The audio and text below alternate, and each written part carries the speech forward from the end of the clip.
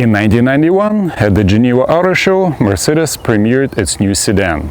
The design and development of this executive S-Class flagship took 10 long years, from 1981 to 1991. This car will become the new symbol of prestige and power of the new era for Mercedes. When the car was revealed to the visitors of the auto show, its dimensions is what surprised everyone. The car was huge, over 5 meters long, weighing over 2 tons. It was the largest sedan in its class. The amount of features and equipment this new flagship could accommodate was really impressive when compared to competition. Mercedes 140 was the first one to offer such unique features as vacuum-assisted door closers, double-layered glass windows, and an automatic pinch protection. When the gear selector is in reverse, the guide rods would appear on each corner of the trunk to help the driver to feel the dimensions of this huge car, as it was the time just before Parktronic parking assist, which was also used on this car later. It was the Mercedes 140 that offered side airbags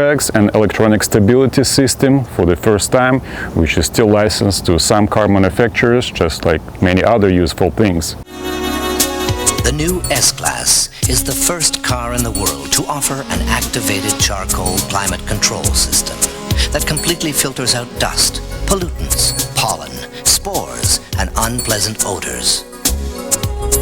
The air conditioning system is now 100% CFC-free and quietly ushers in a global ecological landmark, the age of the CFC-free automobile. This S-Class introduces double-glazed side windows to reduce noise pollution and to solve a problem as old as the car itself, the prevention of windows from steaming up, even when the car is full. No other car could offer this many innovations and inventions as the W140 S-Class at the time. And in its name, letter S stands for Sonderklasse, which translates from German as special or special class. And as soon as this new flagship Mercedes went into production, it was heavily criticized by some magazines for extra luxury and its size. But it wasn't just the size, it was the special design and the shape and lines that are visually increasing the size. But then the automotive world found out about the engines planned for this car. The new engines were designed, at least 5 of them, with different displacements and power output, and the top of the line was 6-liter V12 that could take this monster from 0 to 60 miles an hour in just 6.6 seconds. There were plans to install a new and unique flagship 16-cylinder 8-liter monster engine with 540 horsepower. But due to the new tight environmental standards, the Germans had to give up on this crazy idea. It's hard to even imagine what the response could be from those who criticized this car for excesses. But the potential owners of this car liked the over-engineered and excessive luxury.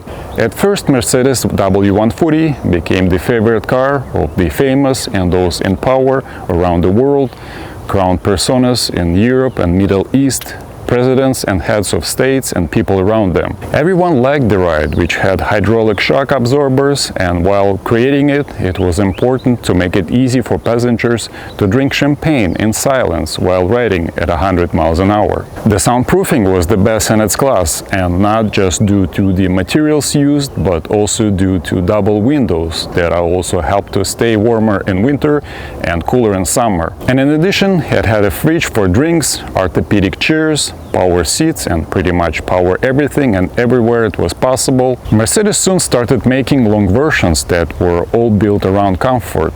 One was especially designed for Pope. It was so-called Pope-mobile. And since 140 owners were often VIPs, many of them needed some additional protection. For those, Mercedes could turn their cars into armored fortresses that were able to withstand up to 4 kilos of TNT and the AK fire and sniper rounds with armor-piercing core. Often armored, W140 saved lives of its owners.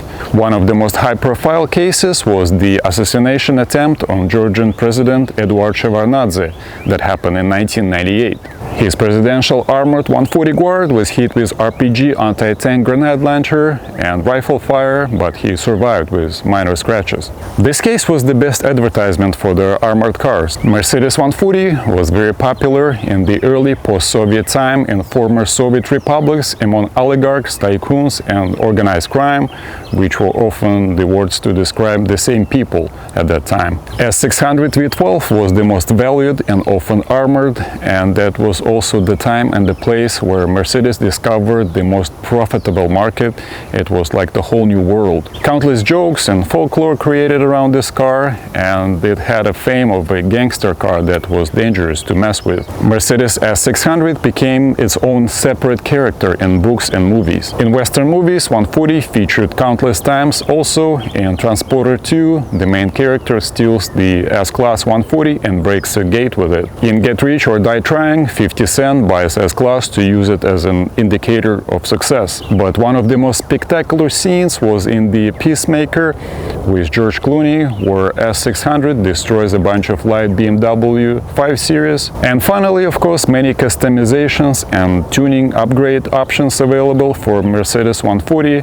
But mainly there are two most reputable and most expensive options, the AMG and Brabus. These companies created the most incredible Mercedes in different years.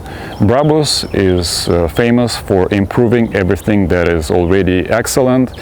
Brabus engineers this time took S600 as a base, which is already fantastic, and turned it into a rocket with maximum speed of over 300 kilometers per hour, that is 190 miles an hour.